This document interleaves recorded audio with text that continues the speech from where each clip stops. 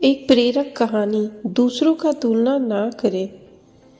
बहुत समय पहले की बात है। पहाड़ों से घिरे एक छोटे से गांव में एक किसान का बेटा गोपी रहता था। गोपी दिल का साफ था, मेहनती भी था, लेकिन उसके मन में एक कमजोरी घर कर गई थी। वह हमेशा अपनी तुलना दूसरों से करता। गांव में जब भी बच्चे दौड़ लगाते, गोपी सबसे पीछे रह जाता। जब खेल होते तो कोई कूद ऊंचा कूद जाता, कोई तेज भाग जाता, कोई गीत गा देता, कोई बांसुरी बजा देता। वो भी हर बार मायूस हो जाता।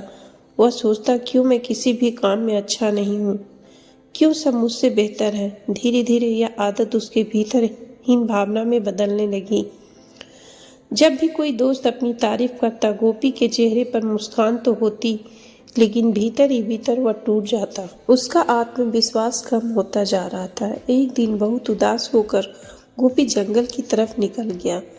वहां एक शांत नदी बहती थी और किनारे एक बड़ा पीपल का पेड़ था। उसी पेड़ की छांव में एक बुजुर्ग साधु ध्यान कर रहे थे। गोपी पास जाकर बैठ गया और रोने लगा। साधु ने आंखें खोली और बोले, बेटा क्यों रो रहे हो, क्या परेशानी है? गोपी ने सिर झुकाकर कहा, बाबा मुझे समझ नहीं आता कि मैं इतना साधारण क्यों हूँ। गांव के बाकी बच्चे मुझसे अच्छे, कोई तेज दौड़ता, कोई अच्छा गाता, कोई ताकतवर, मैं किसी काम का नहीं हूँ। मुझे लगता है मैं कभी कुछ नहीं कर पाऊंगा। साधु उसकी बातें सुनकर मुस्कुराए और बोले, बेटा क्या तुम मेरे लिए एक छोटा सा काम करोगे? गोपी ने आंसू पोंछ कर सिर हिला दिया। साधु ने अपनी थैली से एक दो बीज निकाले। एक बीज पीपल का था और दूसरा सूरजमुखी का।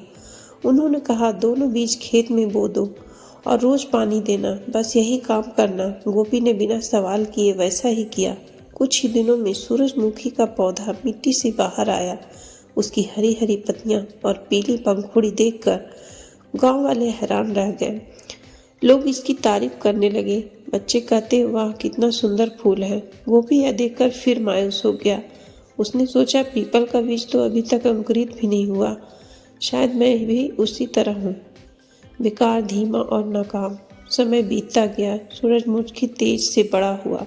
उसकी ऊंचाई बढ़ती गई और खेत में सूर्य दूर से चमकने लगा। गांव वाले अक्सर वहीं आकर फोटो खिंचवाने लगे। गोपी के मन में बार बार वही ख्याल आता, काश मैं सूरजमुखी जैसा होता।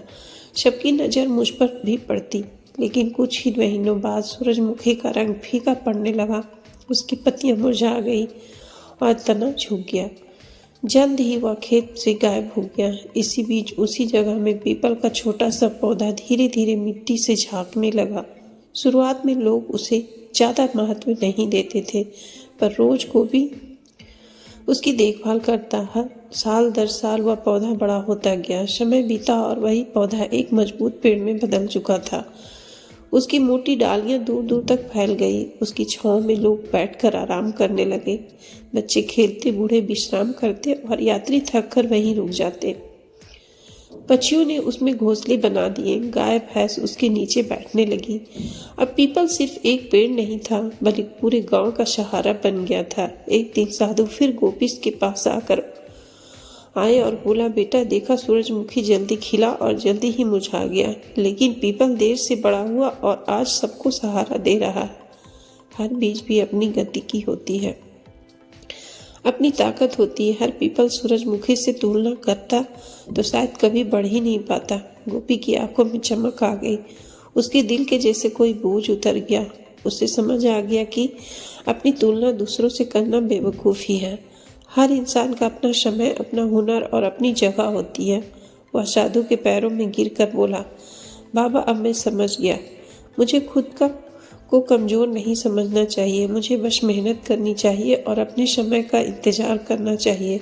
साधु मुस्कुराए और बोले, यही समझदारी है बेटा। याद रखो, कोई भी पेड़ रातों रात नहीं बढ़ता, उसे वक्त चाहिए, धैर्य चाहिए। इंसान भी ऐसा ही है, हर किसी का खेल खेलने का समय अलग होता है। दोस्तों, यही बात हमारी ज़िंदगी में भी लागू होती है। हम अक्सर सोचते हैं कि वो लोग हमसे आगे निकल गए हैं। कोई स्कूल में अच्छा और कोई नौकरी में तेज से बढ़ रहा है, कोई जल्दी अमीर बन गया है। हमें लगता है हम पीछे रह गए, लेकिन सच यह है कि हर किसी की ज़िंदगी का अपना समय होता है। किसी का सूरजमुखी जैसा जल्दी खिलना, जल्दी खत्म हो जाना, किसी का पीपल जैसा धीरे धीरे बढ़ना, लेकिन हमेशा टिके रहना और सबको सहारा देना। इसलिए खुद की तुलना किसी से मत करो। अपना वक्त भी आएगा, और जब आएगा तो लोग सिर्फ आपको देखेंगे, आपकी छाँव में बैठेंगे और आपकी कीमत समझेंगे। तो दोस्तों, इस कहानी से हमें यह सीख मिलती है कि अपनी तुलना मत करो दूसरों से। खुद पर भरोसा रखो, मेहनत करते रहो और धैर्य रखो। जब आपका समय आएगा तो आपसे चमकदार और मजबूत कोई नहीं होगा। अगर यह कहानी आपको अच्छी लगी हो तो इसे अपने दोस्तों तक जरूर पहुंचाएं और बताएं आपको यह क्या लगता है, इंसान को तुलना करनी चाहिए या नहीं। Thanks for watching.